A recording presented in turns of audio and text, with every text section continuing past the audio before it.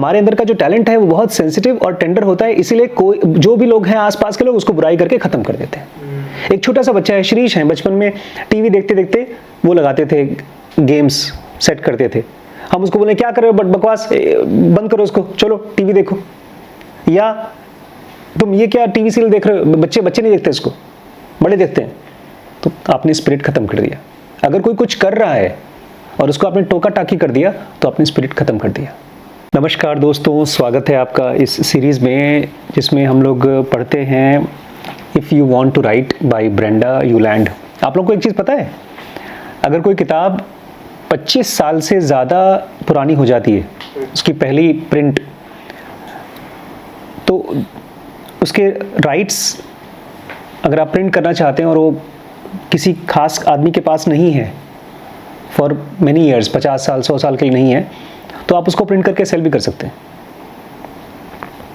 एक तरह से ये अगर कोई राइटर है या पब्लिशर है उसके लिए बहुत अच्छा अपॉर्चुनिटी है एक ऐसी चीज़ में इन्वेस्ट करने का जो बहुत उसके हिसाब से प्रेशियस है। जैसे मैंने ज़ेनोगा के बारे में उनसे पूछा था, मोतीलाल बनारसी दास से, कि मुझे इसका राइट्स आप सेल कर दीजिए, क्योंकि उन्हीं के पास राइट्स थे, उन्होंने दिया नहीं। इनफैक्ट ज़ेनोगा का राइट्स तो डॉक्टर पीजे सहर के पास भी नहीं है। खैर, तो ये काफ़ी पुरानी बुक है। इसका पहला वाला वर्जन जो आया था वो कॉपीराइट 1938 में छपी थी ये। और आज हम लोग पढ़ेंगे where to find the energy to write the book. Energy कहाँ चली जाती है हमारी, मतलब आमतौर पे हम सब के अंदर एनर्जी तो होती है, लेकिन लिखने के लिए बहुत ख़ास एनर्जी चाहिए होती है, एक क्रिएटिव एनर्जी चाहिए होती है। वो जैसे हम बैठते हैं कुछ लिखने के लिए, फस करके ख़त्म हो जाती है। तो कहाँ चली जाती है उसी के बारे में ब्रेंडा यूलैंड हमको थोड़ा सा समझाएंगी। कल हमने पढ़ा था लास्ट कि आपके पास दो चीज़ें हैं, हमेशा याद रखिए। कौन कौन सी दो चीज़ें? टी और ओ। और इन दोनों पर हमारे एडम ग्रांट ने किताब लिखी है। टी थिंकिंग नहीं, टैलेंट, हिडन टैलेंट उन्होंने किताब लिखी है। और ओ ओरिजिनल, उन्होंने ओरिजिनल किताब भी लिखी है। तो हमने नाम दिया, उसने बुक लिखी हिडन पोटेंशियल। टैलेंट हमने नाम दिया, हाँ, राइट। तो कहाँ चली जाती है हमारी एनर्जी, उसके बारे में ब्रेंडा यूलैंड क्या कहती है। आज मेरी एक बहुत पढ़े लिखे, बहुत एक्सपीरियंस्ड आदमी से बात हो रही थी। मैंने उनको थोड़ा सा मोटिवेट किया लिखने के लिए, तो बोलते हैं मेरा ऐसे नहीं, कैसे लिखें, मन नहीं करता, मतलब आपसे बात करते करते लग रहा है कि हाँ मेरे मन में थॉट्स हैं। मैंने उनको गीता के ऊपर लिखने के लिए कहा, उनको गीता अच्छे से आती है, तो बात ऐसी ही चली गई से, और कुछ करते करते नहीं है फिलहाल, वो कोई जॉब नहीं है, वो खाली है। तो ये ब्रेंडा कह रही हैं, you have to remember that you have two things. आपको याद रखना है कि ये दोनों चीज़ें आपके अंदर में हैं, talent and you are original. Be sure of that. इस चीज़ को पक्का कर लीजिए। मैं इसलिए कह रही हूँ because self trust is one of the very most important thing in writing and I will tell you later. Self trust बहुत इंपॉर्टेंट है। तो आज जो ये भाई साहब के अंदर में मिसिंग थी, और ये ऐसा नहीं कि वो पहली बार मुझसे बोल रहे हैं लिखने के लिए इस बुक के ऊपर, वो आज से 20-30 साल पहले एक बार पूरी की पूरी भगवत गीता को संस्कृत में बोलकर उसको हिंदी में एक्सप्लेन करके रिकॉर्ड कर चुके हैं। काफ़ी घंटे, 7-8 घंटे का या शायद उससे भी ज़्यादा घंटे का रिकॉर्ड करके अब वो खो भी गई है चीज़। सेल्फ ट्रस्ट क्या होता है? खुद के ऊपर भरोसा रखना। खुद के ऊपर भरोसा रखना, ये तो एक ट्रांसलेशन है। वो फील कैसा होता है जब आपको सेल्फ ट्रस्ट किसी चीज़ के लिए होता है? जो उसने दिखाया है राजकुमार राव गया भाड़ में, अपनी ज़िंदगी में बताइए। बिल्कुल, फिल्म में तो अच्छी बात है, फिल्म में तो अच्छे से दिखाया है, बहुत अच्छे से दिखाया है, लेकिन कहानी फिल्मी है बच्चों। मैं तो आप लोगों से पूछ रहा हूँ, आपकी लाइफ में कोई ऐसी चीज़ है जिसके लिए आपको सेल्फ ट्रस्ट फील होता है? नहीं होता, किसी चीज़ के लिए नहीं होता। मुझे तो भरोसा है कि जो किताबें मंगा रहा हूँ सारी पढ़ूंगा, ऐसा भरोसा। सेल्फ ट्रस्ट, हाँ, इसको भी भरोसा कह सकते हैं। चलिए देखते हैं, अभी आगे समझ में आएगा, बट इसको क्वेश्चन मार्क में रख लीजिए। मेरी लाइफ में सेल्फ ट्रस्ट ये है कि जो मैं काम कर रहा हूँ ये बहुत इंपॉर्टेंट है, मेरे हिसाब से बहुत इंपॉर्टेंट है। तो इसमें ट्रस्ट किसके ऊपर कर रहे हैं? मैं अपने ऊपर ट्रस्ट कर रहा हूँ कि मुझे ये काम करना है और मैं करता रहूँगा, यही काम करने के लिए मुझे चूज़ किया गया है, और ऐसा नहीं है कि मैं नहीं कर पाऊँगा, अरे बाप रे बाप बड़ा मुश्किल काम है जो भी है, और मुझे भरोसा भी है कि मैं इसको कर रहा हूँ और करता रहूँगा और कर लूँगा। Self trust. इसीलिए शायद मुझे लगता है कि मैं किताब भी लिखूँगा, लेकिन सेल्फ ट्रस्ट जैसे जैसे मजबूत हो जाता है, ये जो मैंने अभी बोला उसमें से एक वर्ड गायब हो जाएगा। शायद मैं किताब भी लिख लूँगा, शायद हट जाएगा। ये चीज़ तो सर आपके ना होने पर क्लास नहीं बनता तो हमको फीलिंग आता है कि ये चीज़ होना चाहिए, है ना? हाँ, जब होते तो ये एहसास नहीं बनाया करिए वीडियो में। दिस क्रिएटिव पावर, सुनिए एनर्जी कहाँ चली जाती है, उसको हम आज क्वेश्चन में लेने वाले थे। This creative power and imagination is in everyone and so is the need to express it. हम सब के अंदर में क्रिएटिव पावर है और कल्पना है, इमेजिनेशन है, और हम सबको उसको बाहर निकालना होगा। जैसे बॉडी में से पसीना निकलता है, बहुत ज़रूरी है, बॉडी में से वेस्ट निकलता है, बहुत ज़रूरी है, फ्लूइड्स निकलते हैं, बहुत ज़रूरी है, लेकिन ऐसे ही क्रिएटिविटी भी बाहर निकलनी चाहिए। That is to share it with others, but what happens to it, मतलब हम सबको बचपन से दूसरों को एक्सप्रेस करना चाहिए अपने आप को, लेकिन नहीं कर पाते। क्यों, क्या हो जाता है? ब्रेंडा कहती हैं ये जो क्रिएटिविटी है ये बहुत टेंडर होता है और सेंसिटिव होता है। कोई चीज़ बताइए जो टेंडर भी है और सेंसिटिव भी होती है। कोई पौधा जो छूते ही छुई मुई, या कोई भी फूल आप ले लीजिए, उसकी पंखुड़ी को अगर छूते हैं तो वो टेंडर होता है। टेंडर हम लोग मेडिकल में बोलते हैं टेंडरनेस। अगर किसी को कहीं टच करने पर दर्द हो, टच करने पर, तो उसको बोलते हैं टेंडरनेस। हमारे अंदर में जो क्रिएटिविटी है वो टेंडर है, मतलब उसको जैसे ही कोई छुएगा वो मुरझा जाता है, और बहुत सेंसिटिव भी है। ऐसा नहीं है कि कोई आदमी आपसे खूब डांटे कि तो ही आप उसको छोड़ेंगे। अगर कोई ज़रा सा ख़राब भी बोल दे आपके टैलेंट को, तो आप बोलेंगे छोड़ो यार, है ही नहीं टैलेंट मेरे अंदर में, और उसको बचपन में ही धम मार के बाहर निकाल दिया जाता है अर्ली इन लाइफ। कैसे, कौन निकालता है? हेल्पफुल क्रिटिसिज्म से। देखो हम बता रहे हैं, हम तुमको ईमानदारी से बता रहे हैं तुम्हारे अंदर में ये चीज़ नहीं है, तुम ये नहीं कर सकते। ये हेल्पफुल क्रिटिसिज्म, लोग स्कूल के टीचर्स बोलते हैं ना कि तुम इस चीज़ के लिए बने हो, ये तुम्हारा काम नहीं है। तो ये चीज़ लोगों के टैलेंट को बचपन से ही ख़त्म कर देती है। ये सभी लोग जो लोग टीज़ करते हैं, चिढ़ाते हैं आपको, जो रूल्स बताते हैं तुम ये कर सकते हो, ये नहीं कर सकते हो, प्रेसी टीचर्स, बड़े आपको अच्छे लगने वाले टीचर्स, यार इतना इंटेलिजेंट है, अगर ये कुछ बोल रहा है तो ज़रूर बड़ी अच्छी सही बात बोल रहा होगा। प्रेस करता होगा, प्रेसी, PRISSY, प्रेसी मतलब अट्रैक्टिव, जिसको आप बहुत पसंद करते हैं, वो जीनियस टाइप के हैं। क्रिटिक्स जो हर जगह पर कमियां निकालते हैं, वो सभी लोग जिनको हम कह सकते हैं अनलविंग पीपल, मतलब वो बहुत प्यार नहीं करते, क्योंकि ये लोग भूल जाते हैं आपके मुंह से एक शब्द निकलता है तो जान ले सकता है, और स्पिरिट जान देती है। स्पिरिट मतलब मैं भगवान की स्पिरिट नहीं बात कर रहा हूँ। जब हम किसी के साथ बैठते हैं और उसको हमसे एक इंस्पिरेशन मिलती है, मोटिवेशन मिलती है, उसको बोल रहे हैं स्पिरिट। कि जो लोग भी क्रिटिसिज्म देते हैं, इसको सुनने के बाद में आप लोग के लिए बड़ी रिस्पॉन्सिबिलिटी हो जाती है कि अगर आपके आसपास में कोई कुछ लिख रहा है, कोई क्रिएटिव काम कर रहा है, उसको डिस्टर्ब ना करें, उसको और एनर्जी दें, उसको और पानी दें, ताकि वो पौधा बड़ा हो सके। ध्यान रखिएगा, आप स्पिरिट के रूप में उसको लाइफ दे सकते हैं, लेकिन अगर कुछ ताना मारते हैं तो मर जाएगा क्रिएटिविटी।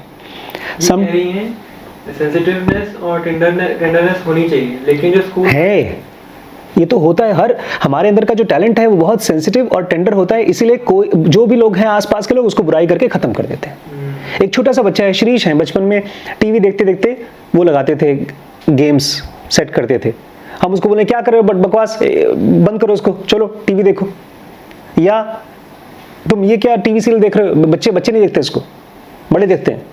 तो आपने स्पिरिट खत्म कर दिया। अगर कोई कुछ कर रहा है और उसको आपने टोका टाकी कर दिया तो आपने स्पिरिट खत्म कर दिया। किस स्पिरिट की बात हो रही है? कुछ क्रिएटिव स्पिरिट की। अभी लिखने की तो बात बाद में आएगी, हम बचपन में देख रहे हैं कि जो भी लोग लिख पाते हैं, कुछ बड़ा कर पाते हैं। हम थोड़ा सोचो कैसे लोग होते हैं, जैसे रस्किन बॉन्ड हैं या कृष्णमूर्ति हैं, कैसे लोग हैं जिनको बचपन से लगा कि हमको कुछ दुनिया को बताना है। उनकी पहली बुक थी एल्सायोन के नाम से लिखी गई थी, at the feet of master. Ruskin कौन थी? कृष्णमूर्ति की। वो कितने साल के थे? 10-12 साल के थे, और उनको लगा कि मुझे लिखना चाहिए। तो वो स्पिरिट कहाँ से आई उनके अंदर में किसी को बताने की? वो खत्म हो सकती थी लेकिन बच गई। ऑथर कह रही हैं कभी कभी मुझे लगता है ना कि हमारे आसपास में हम सब लोग हर किसी को केवल डिस्करेज कर रहे हैं बस, और पकड़ पकड़ के एक आध पेग डाउन ले आ रहे हैं, नीचे खींच रहे हैं। हम नहीं जानते इस चीज़ को, भलाई करने के चक्कर में लोगों की क्रिएटिव पावर को ख़त्म कर देते हैं। अब एक देखिए, एक छोटा सा एग्जांपल देंगे। हम सब की लाइफ का पार्ट है, बट धीमे धीमे हम सब की लाइफ में से वो ख़त्म हो गया। हम सब की लाइफ में था, उसको हम फिर जिंदा कर सकते हैं। क्या? You know how all children have this creative power. आप जानते हैं ना, सभी बच्चों में क्रिएटिव पावर होती है। You have all seen things like this. आप सब ने इस तरह की चीज़ें देखी होंगी। Little girls in our families use to give play after play. लड़कियाँ ढेर सारे प्ले किया करती थी, नाटक खेलती थी। They wrote plays themselves.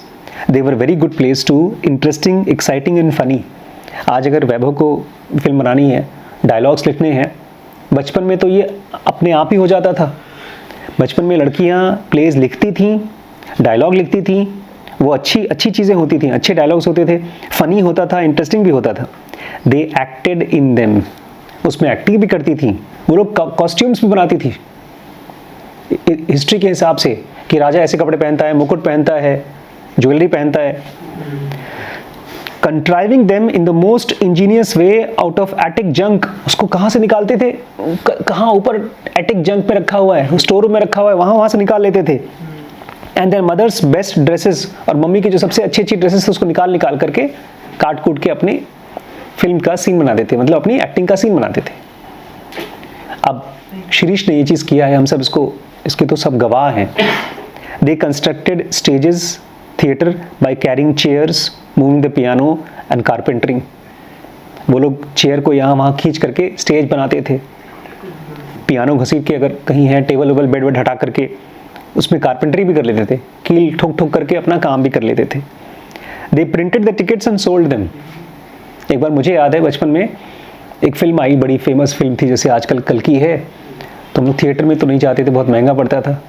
तो जैसे ही वीडियो कैसेट आता था मार्केट में, जाकर 10 रुपये का कैसेट 20 रुपये में देता था, नई फिल्म का, महंगी देता था। तुम्हारे आस पड़ोस में सब 2-3 अंकल आंटी थे, वो गुप्ता जी के फैमिली पूरी हमारे घर में फिल्म देखने आई, क्योंकि हमारे घर में टीवी थी। तो मैं इतना एक्साइटेड हो गया कि सब फिल्में देखेंगे कि मैं गया कॉपी में कागज़ फाड़ के टिकट बनाया कि लो टिकट तुम सबका। कितनी बचकानी चीज़ थी, लेकिन उसके लिए एक एनर्जी चाहिए होगी। बचकानी चीज़ें करने के लिए आपको एनर्जी चाहिए होगी। ये बात और उनके यहाँ लड़कियाँ भी थी, तो कुछ भी करते हैं उसके लिए एनर्जी चाहिए होती है। यहाँ तक कि खाना खाने के लिए भी एनर्जी चाहिए। आदमी कोई दुखी होता है तो उसके अंदर ड्रेन हो जाती है एनर्जी। ओवर थिंकिंग होती है तो ड्रेन हो जाता है। प्रॉफिट लॉस या सक्सेस फेलियर के बारे में सोचते हैं तो ड्रेन हो जाता है।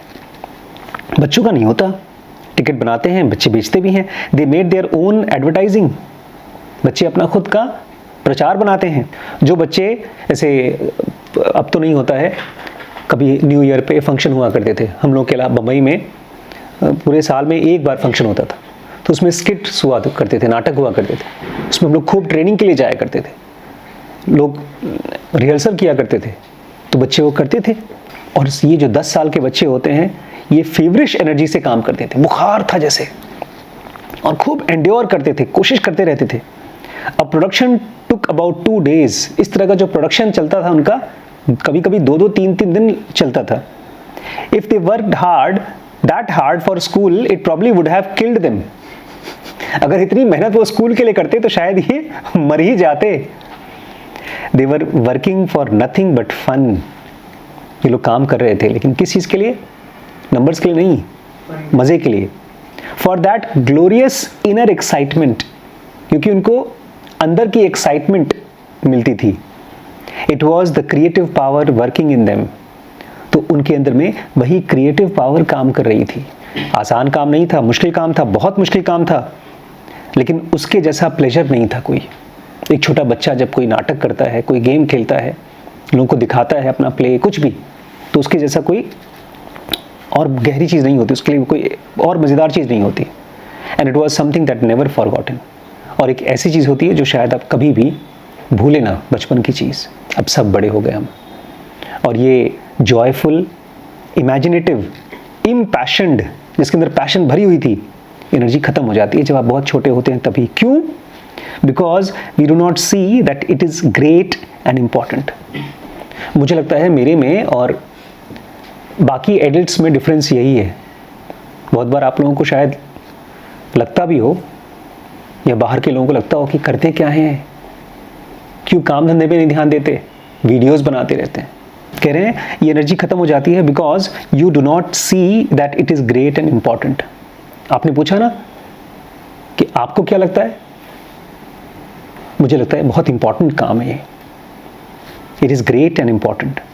मुझे एक दिन बड़ी मम्मी बोल रही थी, दुखी थी बेचारी। मैंने कहा कि मुझे भी तैयारी करनी चाहिए क्या मेडिकल की, एग्ज़ाम वगैरह की? तो बोलती नहीं, तुम जो कर रहे हो उसी को करो, बहुत इंपॉर्टेंट काम है।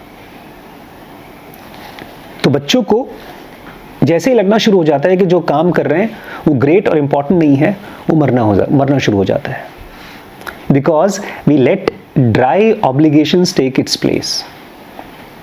और इसलिए भी क्योंकि हम सूखे ऑब्लिगेशंस को इसकी जगह दे देते हैं। ये ड्राई ऑब्लिगेशंस क्या है?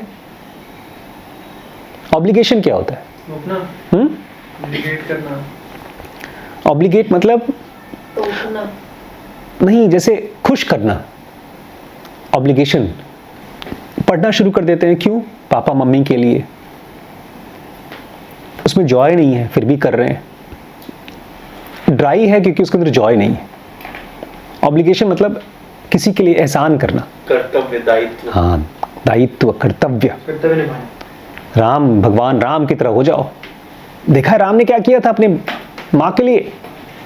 14 साल का वनवास किया। हम लोग भी अपना छोड़ देते हैं, वनवास कर देते हैं। Because we don't respect it in our selves and keep it alive by using it. हमारे अंदर में ये एनर्जी मर जाती है क्योंकि हम इसको रिस्पेक्ट नहीं करते हैं और इसको जिंदा नहीं रखते हैं। कैसे जिंदा रख सकते हैं? By using it.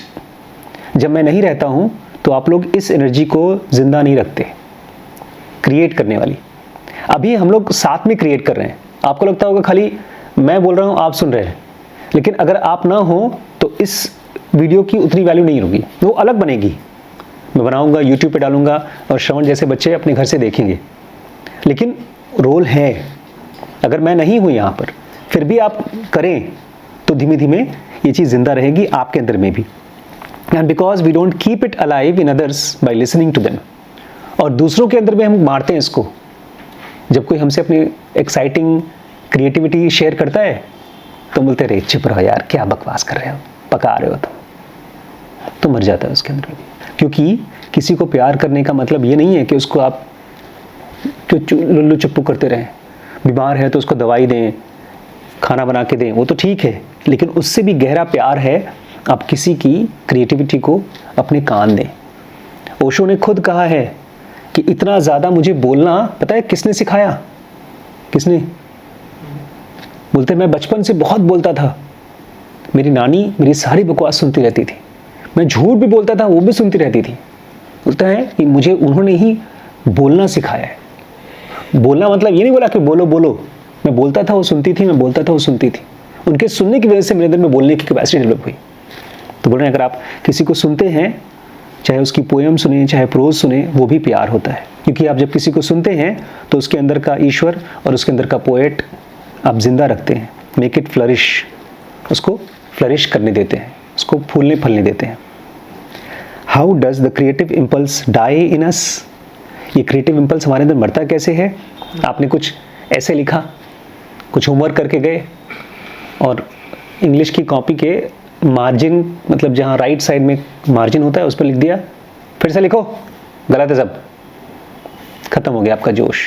तो जब टीचर आपके कॉपी में चेक करती है और लिख देती है ट्राइट, रीराइट, दोबारा लिखो, सब गड़बड़ है, तो आपकी एनर्जी खत्म हो जाती है। She helped to kill it. आपके अंदर में जो भी क्रिएटिविटी थी उसको मारने में उन्होंने अपना रोल प्ले कर दिया। कौन कौन मारता है? आपके क्रिटिक्स मारते हैं, आपके परिवार वाले मारते हैं। जो परिवार वाले हैं वो बहुत बड़े खूनी हैं क्रिएटिव इम्पल्स के, आप नहीं। पर्टिकुलरली हस्बैंड्स, खास तौर से कह रही हैं हस्बैंड्स। ये हस्बैंड्स नहीं है, जो भी डरता है और जो इसको अप्रिशिएट नहीं कर पाता है इसकी खूबसूरती को। अब जैसे बेचारा अनिल है, उसके अंदर में इस समय क्रिएटिव इम्पल्स एकदम डेड है, नहीं तो इससे कोई फर्क नहीं पड़ता है कि आप 5,000 कमा रहे हो, कोई 50,000 कमा रहे हो। आपके अंदर में अगर इम्पल्स है तो you will feel very joyful, और वो जॉय का ही रिजल्ट होता है सक्सेस। वो इंस्टेंट भी होता है, बाद में भी लाता है। Older brothers sneer at younger brothers and kill it. बड़े भाई छोटे भाइयों की कुछ क्रिएटिविटी देखते हैं, स्नीयर करते हैं और उसको मार डालते हैं। तो बेसिकली जब भी आपके किसी भी छोटे मोटे क्रिएटिव चीज़ के ऊपर कोई अशेम्ड होता है, शर्मिंदा होता है, तो वो उसको मारने में हेल्प कर रहा है। तो कम से कम आप लोग अगर अपने अंदर में जिंदा रखना चाहते हैं क्रिएटिव इम्पल्स, तो कहीं पर कुछ करिए और कोई सुनने को तैयार है उसको सुनाइए, शेयर करिए। मुझे लगता है इसीलिए आज इंस्टाग्राम, यूट्यूब, स्नैपचैट जैसी चीज़ें निकल के आई हैं, बिकॉज कोई ना कोई अप्रिशिएट करने वाला हर किसी को चाहिए, चाहे वो अजनबी ही क्यों ना हो। अपनी क्रिएटिव इम्पल्स को जिंदा रखना चाहते हैं। तो ये आज का टॉपिक था। लेकिन अगर वो जो क्रिएटिव इम्पल्स है वो डेड हो चुकी है, फिर उसको जिंदा करिए, मरती नहीं कभी, पौधे की तरह होती है। बुढ़ापे में भी आदमी कर सकता है। नहीं, जैसे किसी ने बोल दिया कि ये चीज़ खराब है, फिर आपका क्रिएटिव इम्पल्स डेड हो गया मान लो। देखिए हम सबके अंदर में क्रिएटिव इम्पल्स का सोर्स है डिवाइन फ्रैगमेंट। अगर वो है तो आप उसको जिंदा कर सकते हैं। अश्वत्थामा की मदद से भगवान कल्कि को फिर से आप जिंदा रख सकते हैं। इस फिल्म से हमें यही सीखना चाहिए। आपके गर्भ में भगवान है माँ, आप कैसे उसको मरने दे सकती हैं? ये मत मान के चलो कि इम्पल्स मर गई है। कभी भी आपको कुछ भी क्रिएटिव करने का मन करता है, जॉयफुल करने का मन करता है, तो उसको करिए। जज मत करिए, दूसरे जज करेंगे, आप मत जज करिए। आपके पास मान लीजिए इंस्टाग्राम पे 50 फॉलोअर्स हैं, 50 व्यूज हैं। डोंट जज इट कि किसी और के कंपैरिजन में खराब है। कोई और हंसे, मैं हंसूं, बड़ी मम्मी हंसे, कोई भी हंसे। यही तो बोल रहे हैं कि फैमिली अगर सपोर्ट नहीं करती है तो कोई बात नहीं, आप उसको बचा के रखो। बिकॉज एक लंबा पीरियड है, एक ग्रोथ के लिए, एक बीज को पेड़ बनने के लिए बहुत टाइम लगता है। और ज़रा सा पौधा पकड़ा और किसी जानवर ने खा लिया। इसलिए देखा है बगल में जो सरकारी पेड़ लगते हैं रोड साइड पे, जब बचपन में थे इफ्को में लगते थे, मुझे समझ में नहीं आता था पेड़ के साइड में ईंटें क्यों लगाते हैं। क्यों? ताकि वो कोई जानवर आके कुछ आके गिरा वरा दे, टूट ना। जानवर खा जाएंगे उसको। और एक बार हाँ, छोटा सा पौधा है, हरा हरा पत्ता खा जाएंगे। गाय खाती है। अगर पेड़ का पौधा पत्ता खा गए, जो पूरा कवर करते हैं ना बड़ा, नहीं, छोटा सा पौधा है, उसके साइड में ऐसा राउंड बाउंड्री बना देते हैं। बड़े बड़े पेड़ क्यों नहीं लगता? नहीं, शुरू में इतनी एक हाइट तक लगता है, कितनी हाइट तक? 5 फीट तक, जहां तक एक गाय भैंस घोड़ा न खा पाए। जब वो पेड़ थोड़ा बड़ा हो जाएगा कि पेड़ के पत्ते उतने ऊंचे हो जाएंगे कि आराम से वो अपना खाना बना सके पेड़, उसके बाद उसको चिंता नहीं, बड़े पेड़ की चिंता नहीं है। तो ऐसे ही आपको अपने बाउंड्री बनानी पड़ेगी ताकि कोई और आपकी क्रिएटिविटी को मार ना सके। तो उसको करिए प्लस उसको बचाइए। दोस्तों ये पूरी सीरीज देखनी है तो आप dkbrains.com पे जाकर के हमारी सॉलिड मनी रूल्स में ये सीरीज मैंने डाली है, आप ज़रूर चेकआउट करिएगा।